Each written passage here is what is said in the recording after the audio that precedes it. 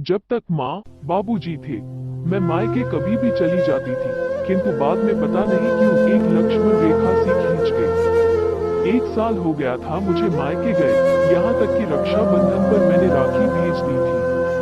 पर इस बार भैया के बहुत आग्रह पर मैंने छुट्टियों में मायके रहने का 2 दिन का छोटा सा प्रोग्राम बनाया। पूरे रास्ते ट्रेन की गति और मेरे ख्यालों की गति जुगलबंदी कर रहे थे।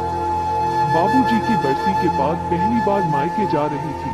सबका व्यवहार कैसा होगा, यही सोचकर हृदय बैठा जा रहा था। जब से बाबूजी ने अपनी वसीयत में भैया के साथ मेरा नाम भी जोड़ दिया था, तब से भैया भाभी का व्यवहार मेरे प्रति बदल गया था।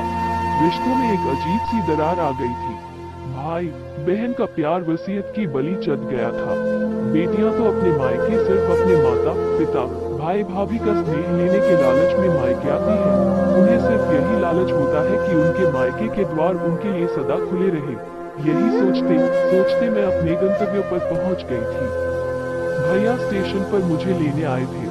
स्टेशन से घर तक सिर्फ भैया ने 2 वाक्य बोले थे, कैसे हो छोटी, रास्ते में कोई तकलीफ तो नहीं हुई, बस। उसके बाद तो भैया ने जैसे मौन व्रत रख लिया था।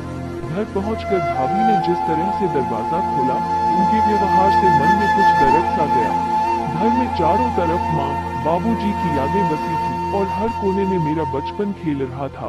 वो बचपन जिसे मैं सहेजना चाहती थी, फिर से जीना चाहती थी, जिसके लिए मैं मायके आई थी। हर बेटी की तरह मुझे भी मेरा मायका जान से ज्यादा कीमती था। वो 2 दिन मुझे अपनों के बीच परायों जैसा लगा था।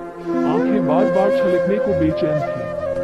रात को खाने की टेबल पर मैंने कमरे में पसरे मौन को तोड़ते हुए बोला, भैया कुछ बात करनी है। बोल छोटी। वो बाबूजी की वसीयत के विषय में। देख छोटी, इस विषय में मुझे कोई बात नहीं करनी। इसके अतिरिक्त कुछ और कहना हो तो बोलो, कहकर भैया उठकर अपने कमरे में चले गए। स्नेहा तुम सिर्फ 2 दिनों के लिए अपने मायके आई हो, आराम से रहो, भाभी कहकर टेबल से सामान उठाने लगी। सिर्फ 2 दिन, भाभी के कहे ये शब्द मेरे कानों में अशीसा घोल रहे थे। मैं बिना किसी कसूर के अपने मायके में मुजरिमों के कटघरे में खड़ी थी, जिसकी सुनवाई होनी नामुमकिन सी थी। जिस घर में मैं पली बड़ी, वो घर मेरा मायका अब पराया सा प्रतीत हो रहा था। जैसे तैसे 2 दिन गुजार के अपने घर वापस आ गई। अपने घर वापस पहुंचते ही भाभी का फोन आया, स्नेहा ठीक से पहुंच गई तुम, रास्ते में कोई परेशानी तो नहीं हुई? वे थोड़ा हिचक कर बोली, हाँ भाभी पहुंच गई। मैंने रुंधी आवाज में बोला, स्नेहा ये लिफाफा तुम टेबल पर छोड़ गई थी। वे फिर हिचकते हुई बोली, भाभी छोड़ नहीं गई थी, रख कर आई थी, आप लोगों के लिए। स्नेहा तुमने ये क्यों किया? भाभी मैंने तो सिर्फ अपना फर्ज निभाया है। यही बात तो मैं आप दोनों से करना चाहती थी, पर ये तो आपकी ही अमानत थी, वापस तो मुझे देनी थी। बाबूजी ने अपनी प्रॉपर्टी में मुझे हिस्सा दिया, ये उनका फर्ज था और उस हिस्से को जिसका हक था, मैंने उसे वापस करके अपना फर्ज निभाया। भाभी मुझे आपकी प्रॉपर्टी नहीं, आपका लोगों का प्यार चाहिए, साथ चाहिए और वो अपनापन चाहिए जिसके लिए बेटियां अपने मायके आती हैं। मायका एक बेटी के लिए उसका अस्तित्व होती है। उससे दूर होने की जो पीड़ा होती है, वो बहुत असहनीय होती है। मेरा मायका वसीयत की बलि चढ़ रहा था भाभी। ऐसी प्रॉपर्टी का मैं क्या करूंगी भाभी, जो मुझे मेरे मायके से दूर कर दे, मेरे भाई को मुझसे दूर कर दे।